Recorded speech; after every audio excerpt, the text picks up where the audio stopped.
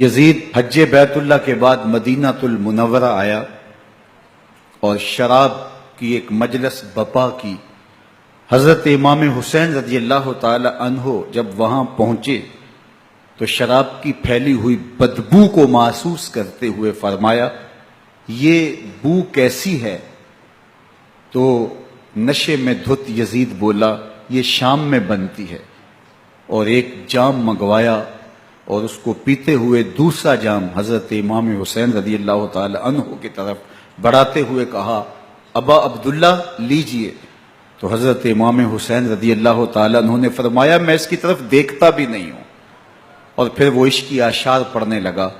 جب یزید کی شراب نوشی کا منظر امام حسین رضی اللہ تعالی عنہ اپنی آنکھوں سے دیکھ چکے تھے تو مجھے بتاؤ یزید کے ہاتھ پہ امام حسین کا پاک ہاتھ کیسے آتا؟ حضرت امام حسین رضی اللہ تعالی عنہ جس ماحول میں پلے تھے، جس ماحول میں پرورش پائی تھی، جس ماحول میں رہے تھے، وہ پاکیزہ اور تقدس ماحول تھا، اور یزید کبھی اطراف دمشق میں، کبھی غوطہ میں، کبھی الخزرہ محل میں، اور کبھی کہاں داد عیش دیتا رہا اور لہو و لعب کے اندر مصروف رہا، اور اس کی زندگی ان چیزوں سے عبارت تھی۔ وہ محرمات کو حلال قرار دیتا، شراب نوشی اس کی ہڈیوں میں رچی ہوئی تھی، اور شریعت بیضا کا مذاق اڑایا کرتا، اور حسین ابن علی رضی اللہ تعالی عنہ کی دوستیاں جن لوگوں سے تھی وہ عبداللہ ابن عباس تھے، عبداللہ ابن عمر تھے، حضرت عبد الرحمن بن ابو بکر رضی اللہ تعالی عنہ تھے۔ یزید تو جوا کھیلتا رہا، یزید تو قمار بازی کرتا رہا، یزید تو شراب نوشی کرتا رہا، اور حسین ابن علی مسجد نبوی کے منبر میں حضور کے پہلوؤں میں بیٹھتے رہے۔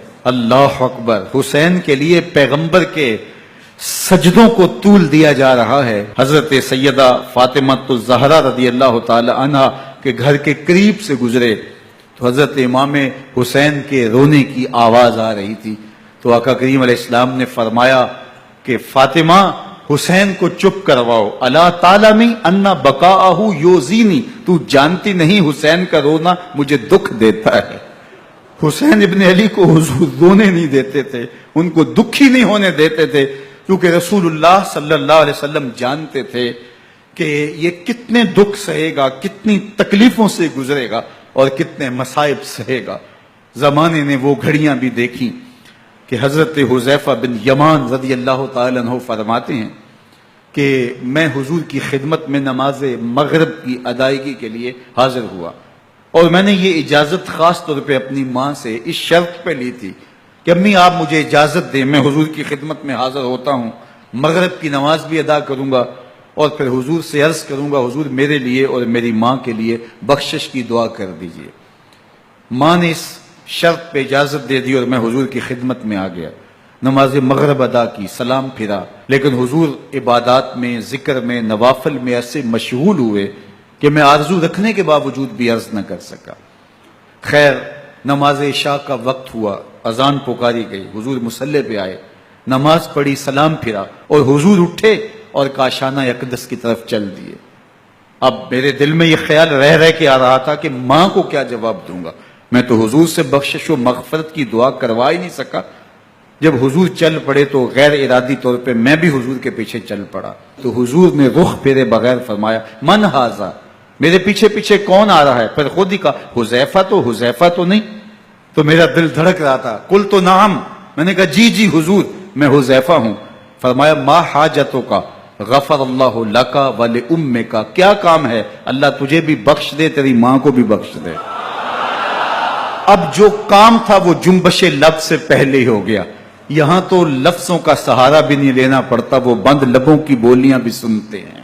اقبال بولا ہے، فروغت صبح آثار و دہور، چشم تو بینندائے ما فی الصدور، تیری نظر تو سینوں کے چھپے راز بھی دیکھتی۔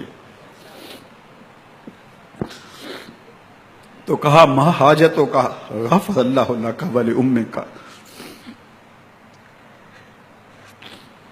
اللہ تجھے بخش دے، تیری ماں کی بھی مغفرت کر دے، کیا کام ہے؟ اب جو کام تھا وہ تو ہو گیا۔ تو میرے حضور نے ارشاد فرمایا حذیفہ سنو، ابھی ابھی ایک فرشتہ آیا ہے جو اس سے قبل دھرتی پر پہلے کبھی نہیں آیا، آج پہلی مرتبہ اللہ سے اجازت لے کے 2 کام کرنے آیا ہے۔